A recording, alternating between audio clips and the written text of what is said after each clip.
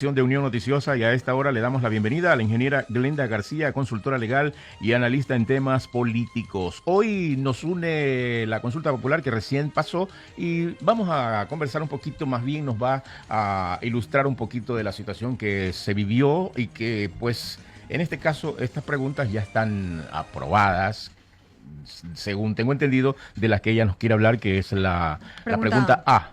¿Cómo está, ingeniera? Buenas noches, bienvenida. Bueno, un cordial saludo para esta audiencia de Unión Radio y, ante todo, muchas gracias por su invitación. Ingeniera, muy buenas noches ya. Sí. Estábamos ya hablando en interno sobre qué pasa con la presencia de los militares ya en las calles. Se aprobó esta pregunta, se aprobó con gran acogida del pueblo ecuatoriano.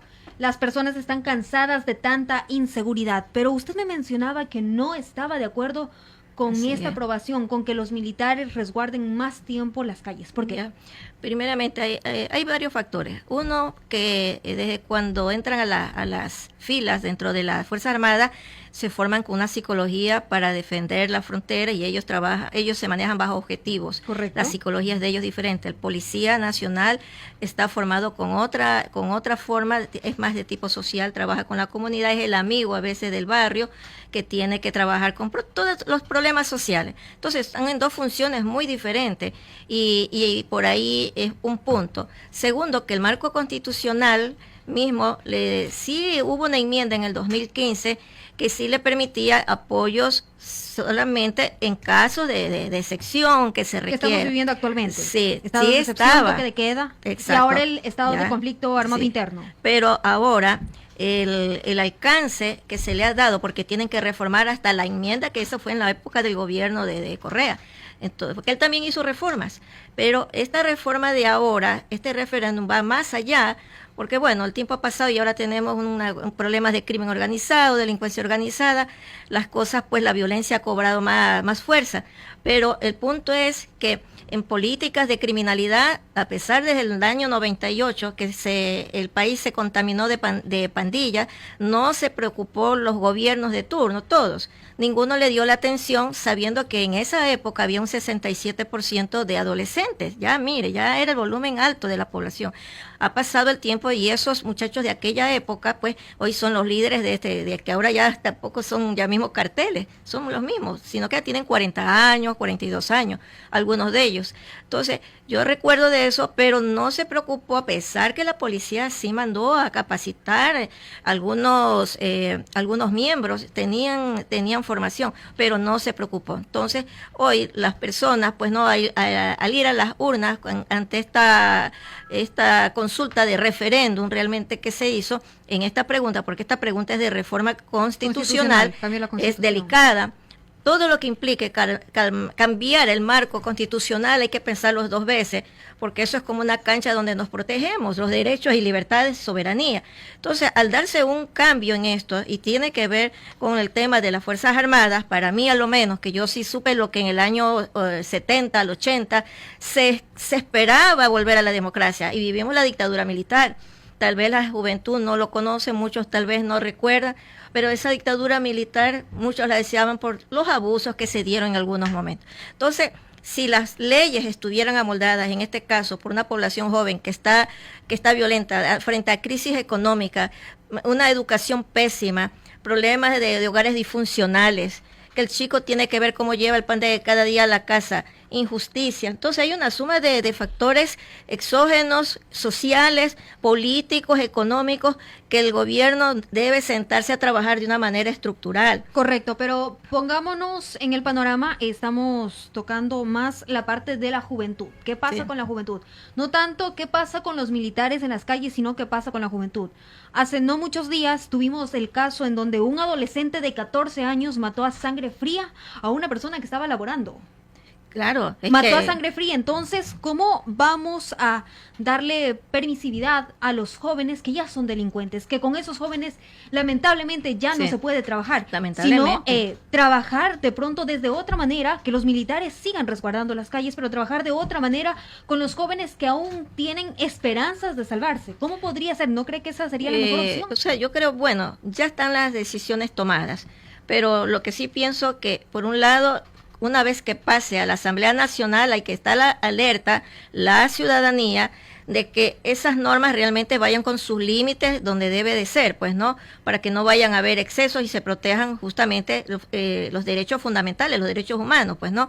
Porque de pronto viene un muchacho y le causan hasta la muerte y se genera, pues, una violación de derechos, porque los instrumentos internacionales vienen y amparan. Así sea que tenga la razón, si hay una violación de derechos, le cuesta la vida, se complica la situación, y eso si es que los padres llegan a tener recursos, pues no para una acción de esa naturaleza. Pero más allá de eso, el tema de la juventud, pienso yo que aquí se necesita un trabajo, pienso, de registro social, pero verdadero, porque sí existe la Secretaría del Registro Social, pero solamente lo trabajan para temas de discapacidades, que tampoco son los datos reales, sino en cuanto a la población que está desempleada, con hogares hogares disfuncionales, problemas de violencia. O sea, se necesita un trabajo que yo pienso, por ejemplo, los juzgados de menores infractores, me tocó ver casualmente una situación.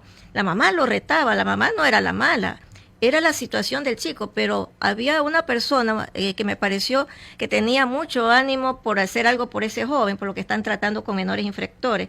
Entonces ella me decía si pudiéramos hacer algo para que estos chicos, porque no es solamente el rigor, sino ir más allá con otro tipo de políticas, pero el que ya se convierte en asesino, ya estamos hablando de una conducta que incluso necesita hacer hasta una valoración como neurológica, porque en los estudios de neurología se determina que ya vienen con antecedentes ya de criminales, de una conducta que ya tiene un antecedente, sabrá Dios de qué podrá ser, pero ya son peligrosos. Entonces, si hablamos de los jóvenes, de las evaluaciones, ¿qué se propone con esos jóvenes que ya son asesinos, que ya mataron, que ya violaron, qué se propone con ellos? Porque usted me está comentando sobre los derechos que ellos tienen, pero ¿y los derechos que las víctimas tienen?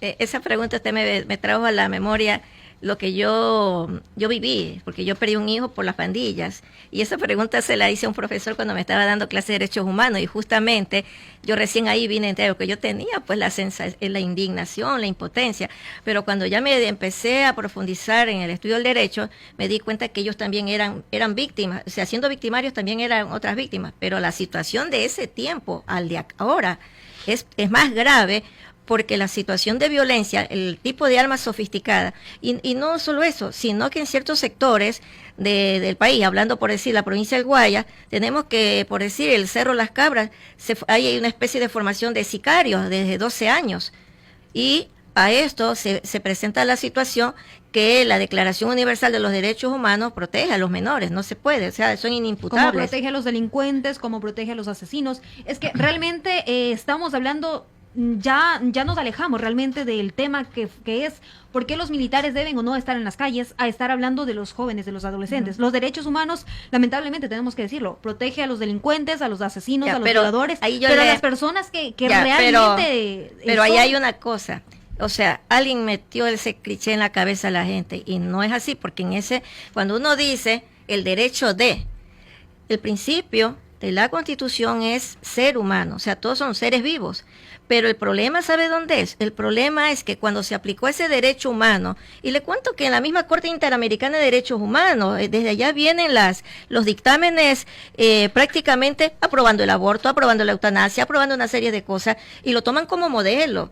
Entonces, ¿qué estamos hablando? Si hay un marco, un instrumento internacional, como es la Declaración Universal de los Derechos Humanos, y hay otros pactos, convenios, un poco de leyes ya que hay, entonces...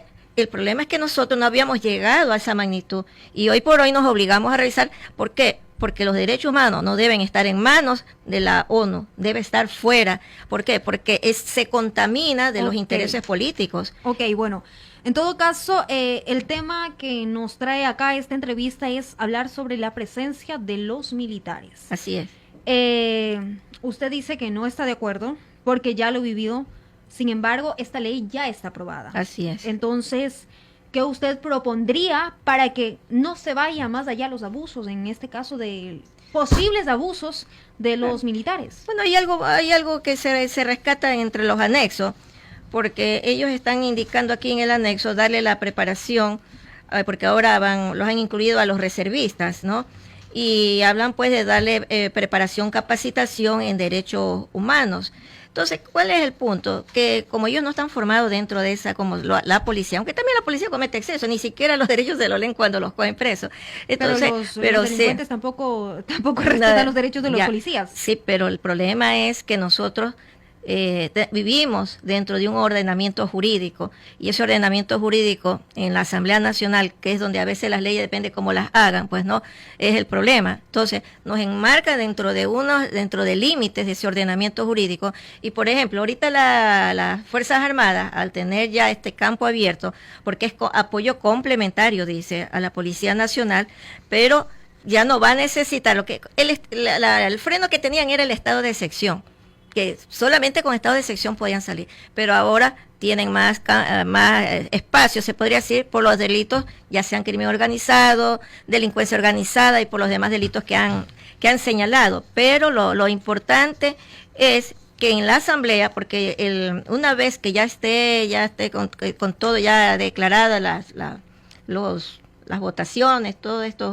estos datos del CNE, el presidente tiene que enviar a el decreto ejecutivo y dar a conocer pues a las autoridades respectivas, Corte Constitucional y a su vez a la Asamblea Nacional, y por eso le decía, pues ahí es donde toca que se regulen ciertos marcos jurídicos, ¿no?, que son necesarios regular, porque como le indicaba, pues hay instrumentos internacionales que esos actos normativos o aquellas disposiciones tienen que irlos enmarcando dentro de ese campo. Perfecto. A ver, ingeniera, son las 6 de la tarde, 37 minutos. O sea, disculpe lo que voy a decir, pero a mí me parece que esta entrevista debió haber sido antes de las votaciones, porque ahorita es como llorar sobre la leche derramada. Una, dos. No estamos hablando del verdadero inicio de esta situación que estamos viviendo, porque esto empezó hace mucho tiempo cuando le dieron, o mejor dicho, cuando le quitaron los derechos a los padres que tenían los derechos de enmendar, de retar, de castigar a tu hijo en tu casa. Le quitaron los derechos. Ahora los hijos pueden meter preso a un padre porque le llamó la atención o porque le dio un par de latigazos. A eso hemos llegado. Entonces, ¿de qué manera? ¿Cómo? Ya no podemos. Pero nadie está hablando de este tema. Ya. Nadie está hablando de rectificar esta parte, que dejemos los derechos. Ahora los profesores, me acuerdo yo todavía en mi tiempo, llegar a la escuela o estar en la escuela y que el maestro llegara, o en el colegio, el que maestro llegue, uno se ponía de pie, era casi como una reverencia hacerle a su maestra o a su maestro, y con mucho respeto, y hacerle caso al maestro. Pero actualmente hay alumnos que ahora matan a su maestra, su maestro. ¿Por qué? Porque le han ido quitando, y ellos son como unos animalitos que van creciendo porque el aire es gratis. Porque ya los papás no pueden, las mamás no pueden, perdieron ese derecho. Y le cuento que me llegó a conocer una vez un caso de una hija o hijo denunciar al padre, por lo que usted está diciendo. ¿Se da cuenta? Pero de eso no estamos hablando. Claro, por eso es que yo le digo que en el contexto ya está aprobado. Ya la gente decidió. Ahora el otro problema que tenemos es que hay que continuar mirando el tema. ¿Por qué? Porque mañana el padre le va a tocar un problema que pase, es el padre que va a tener que salir al frente con un problema de justicia. Pero en el caso de lo que usted está tocando, eso es un tema estructural y de cambio de leyes que la Asamblea Nacional en materia del Código Civil tiene que revisarse. Y lo que yo le decía, hay dictámenes de la Corte Interamericana de Derechos Humanos que ha intervenido y le dice a la Corte Constitucional: usted tiene que cambiar esto, usted tiene que cambiarlo de acá.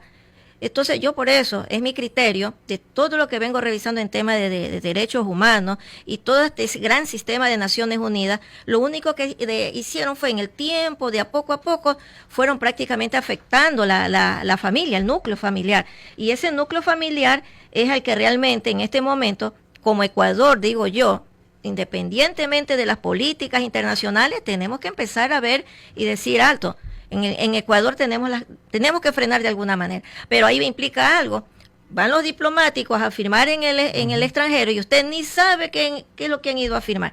Entonces, situaciones como la que usted está diciendo, que el padre no lo puede tocar al niño porque vino y ajustaron la ley X de la niñez y adolescencia. ¿A quién se le ocurrió? Y espérese, ¿A quién se le ocurrió en materia de la ley de educación me tocó ayudar a defender a una maestra porque le había corregido al niño, que le ha dicho: no, entra, anda, lávate la cara. Y el muchacho le dice a la mamá, y la mamá era una psicóloga, la psicóloga fue a hacerle reclamo al colegio, no le pone una denuncia por presunción de violencia psicológica. Porque tienen el a amparo la que ya fue armado a la en contra docente. en contra del maestro, Ya. en contra de los padres de Entonces, familia. situaciones como esa son las que hay que corregir. Ley de educación, ley de niñez y adolescencia, pero lamentablemente en la parte de lo que estamos hablando de los menores que ya son criminales, ya eso de ahí lamentablemente están estas normas pues internacionales lo declaran inimputable, no se los puede penalizar. Entonces estamos ahí como frenados. Lo único que toca es adentro, casa adentro, las otras leyes, empezar a evitar y que de algo sirva. Bueno, ya está la ley como usted dijo, y esperemos que algo sirva psicológicamente y frene las acciones de violencia de alguna manera. Yo recuerdo cuando era niño haber visto un padre adulto castigar a un hijo adulto, un hombre que tenía esposa, tenía hijos, el papá lo castigó, arrodíllate, me arrodillas aquí, y el papá lo castigaba. Esas cosas existían antes. Y el hijo, por muy grandote, por muy fortachón que fuera, no tenía, ¿cómo se dice? No le nacía responderle o protestar a su padre, porque los padres eran respetados. Así eran la autoridad en la casa. Esa autoridad tenían los padres. Sí. Y el hijo sabía que tenía que tenerle respeto a su padre. Ahora eso se perdió, pues. Sí, entonces, bueno, también hay una responsabilidad de las madres que no están tomando atención y aparte de eso tenemos la influencia de la tecnología, no que el solo de la celular madre, los también. padres también. Sí, pero la madre, la madre, a ver cómo le puedo decir.